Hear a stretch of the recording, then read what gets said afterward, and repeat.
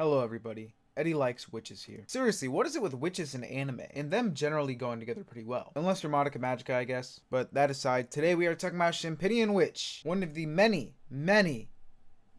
anime I watched during the winter 2026 season. And today we're gonna yap about it. Yay! It's got 12 episodes, and its studios are Typhoon Graphics with QZIL.LA. It is spelled, as I just said, I didn't even want to pronounce it at all, or attempt to, because I would butcher the shit out of it, but I've heard of Typhoon Graphics, watched a few of their anime, never heard of this other studio until now, so I had to do some digging. Turns out they've only really done music videos up until now and other small things. Shout out to Neko Kuburina. But they do have an isekai anime coming up soon, and wait a minute. They're doing the Sekiro anime? Okay, whatever. I don't care anymore. I'm just shocked at the fucking leap, because that, off of what I've seen trailer-wise, looks nuts. And I know trailers can lie, but wow, what a jump in ambition. Because from what I've seen so far, I mean, fairly new studio, smaller projects, then bam. I mean, shit, NBA reference time, literally, then bam. Shooting for 83 points out of nowhere. Medium ball knowledge required for this video if you can't tell already. But let's get back to the topic at hand. Champignon Witch is directed by Yosuke Kubo, who's worked on a couple cool series before, but this is the first time I've seen him as a director. A role he's still fairly new in, with this being his 4th or 5th series at the helm. And with that, time for the obligatory My Anime List Summary read, because I am too lazy to write my own synopsis. But then I always end up adding stuff anyways. Whatever. Alright, here we go. For as long as the locals can remember, the Champignon Witch, Luna, has lived hidden in her cottage on the outskirts of the kingdom, deep within the Black Forest. Despite her occasional trips into town to deliver medicine, no one dares to come close to her, as poisonous mushrooms grow everywhere she goes. Furthermore, as a black witch, Luna must lay low to avoid execution, as the kingdom only acknowledges and accepts white witches. Luna's lonely life turns around when she saves a dying boy named Lise. Upon learning that Lise is destined to become the end of all things, Luna offers to become his teacher and stray him away from the path of evil. She must overcome her inexperience and create a great magician out of Lise to avoid execution. There you go. What the synopsis doesn't say is that it feels like one show for the first 2 episodes, then another show for a few episodes, and then another show. Jokes aside, it's the big split is mostly after episode 2, because it started out with mostly just following Luna, very one character show with some side characters, a bunch of cute critters who hang out with Luna. Had to mention the cute critters somewhere in this review. They are absolutely amazing. They live where Luna lives, and they can transform into more animal-looking animals, but they kind of walk around with these like bipedal cute versions of them a lot of the time, and I love it. But yeah, very much Luna-centric, and she uses her magic to connect to a guy, but makes a paper version of him, let's say, a storybook version of him, a 2D version of him at night in her own place of living, somewhere where they obviously wouldn't be, because she's isolated. But this is a real person. She drew him to connect with him, but because this is a world of magic, it does end up fucking up the real person. His name is Henry, by the way. But basically, with that being our introduction to this tale, for the first 2 episodes, I assumed it was going to be a series about these two, and maybe their struggles with their love or whatever, but I was very wrong. They switched it up at the end of the 2nd episode, without going into detail, pivoting into the story about this kid named Lise and the end of all things.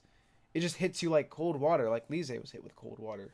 Little joke if you've seen the series of where Luna finds him for the first time. But it just makes you go, damn, because I was vibing with this a lot just for it to turn out to be a prologue, basically. But don't worry, the rest of the series still has a lot to offer, with more critters, more magic, more witches, and more bitches. And more mushrooms as well. One of the 2 anime this season with tons of mushrooms. Now look, my diet has a bazillion mushrooms. They are tasty, low-cal veggie, but not poisonous ones.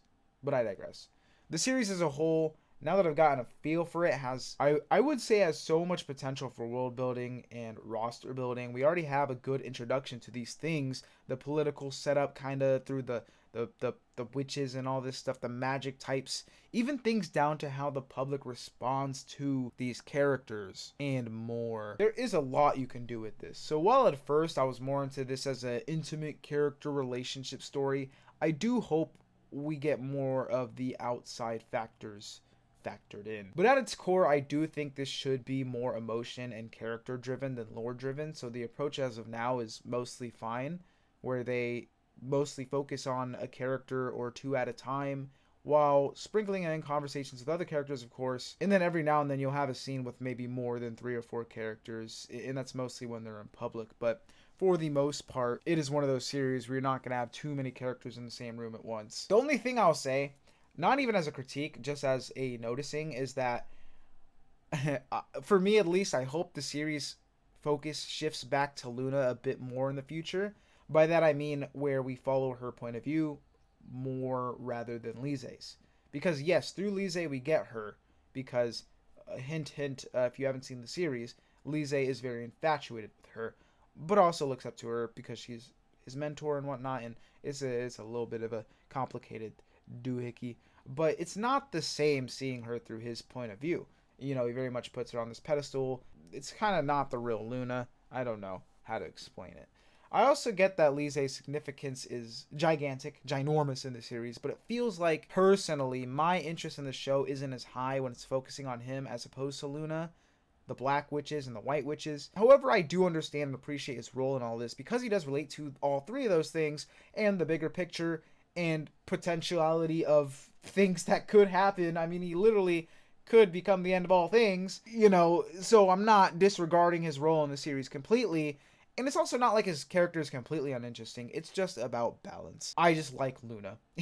And I want to see her from her own point of view a bit more. I haven't read the manga though, so I don't know how it all shakes out in terms of that balance. I'm just spitballing for me because, as you know, I've only seen season 1 of the anime. But damn, dude, did those first 2 episodes sell me a dream. Not gonna spoil either, but the last episode or the episode before it had a line with Henry that does just shatter that specific dream for a second time.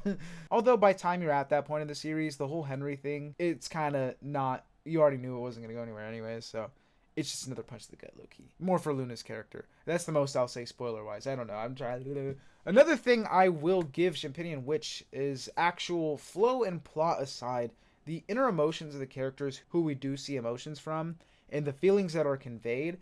I did have lots and lots of empathy while watching, and normal human stuff, of course you do, but what I mean by that, or the best way I can explain it, is that you do truly feel it when they want you to, with those hard-hitting moments or realizations. Because I guess this isn't a series with a bunch of like, oh my god moments, but it's a lot of like, oh my god moments, or like, I don't know, just, especially through Lise, who is this kid who's learning things, but also forgetting things. Kind of a sidetrack here, but due to how his stuff goes, he does forget things. I'm trying to think of how to explain this to someone who hasn't seen the series, if you haven't seen it and you're watching this. Basically, bad magic go away at cost of memories. There you go. So sometimes it also gets a little complicated there with his feelings, but at the same time, just your normal, like, kid things as well. I don't know. Very, very, very, there's a lot there. There's a lot there. But even with Luna, too, our other, like, central emotional core of the series, you go, like, damn, man. Damn, sometimes. And this is mainly because of the series' themes. I mean, heck, with our main 2 protagonists being a Black Witch who cannot love and a White Witch who can't help but love, a pretty strong combo in parallel. Or it can be. We'll just have to see where it goes. Because love is, in my opinion, the most fascinating storytelling obstacle. I say obstacle and not tool. Because at least in real life, it's something that you can't control. It's something you can't help feeling. And it's something you either have to move past or somehow make work out. But so much more often than not, it doesn't work out.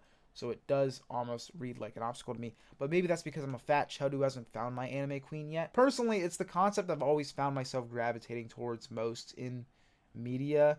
And low-key studying it at times. I know that sounds cringe, but I don't know, man. Storytelling is character-driven by nature. When 2 characters interact on any level beyond a normal platonic relationship, whether both of them are into that sort of development or not, it's such a complicated thing to dance around and sell. And as someone who writes a lot of stories on his own time, hopefully would like to publish some of those someday, I tend to have lots of fun seeing different people's portrayals of love, because our thoughts on love, and anything in general, but love because it's so emotion-centered and less logical based is so much on that specific person's life. So it's just fun to see. But what can I say? I'm a hopeless romantic at heart. Also, I guess yes, it doesn't have to be a romantic love in stories as well. That's just what I'm talking about right now. Because yes, you can get into a further conversation that relationships as a whole, even negative relationships, they are also extremely complex and hard to write. But look, man, I'm giving the romance stuff its flowers, okay? I also must say, Lise, thank you very much, because you make me feel a lot better about my own life sometimes. Because hopefully I will never have to deal with his situation, because there's a lot there. I'm also saying hopefully whenever I have to deal with the situation, and not certainly, because with my luck, I'll meet my anime waifu, and turns out she'll already have a contract with a devil like in Chainsaw Man, and the conditions are that she specifically can't date me or something real dumb.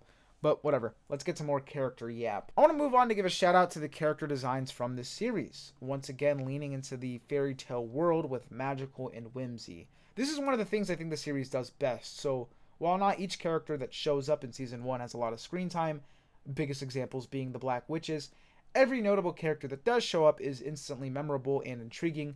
You want to know more purely because of their appearance. It kind of gives off that vibe. One example being Birdman here. No, not the rapper, who we meet a few episodes in, then finally meet again towards the end. Although, maybe not the best example because he didn't look as cool the second time, because his face is just pretty normal and he wasn't covering it, but it doesn't matter. He ended up being a pretty cool character, and it was worth the payoff of seeing him back in like episode 3 or 4 or whatever, and going, oh, that bird guy looks kind of cool, I wonder what he's about.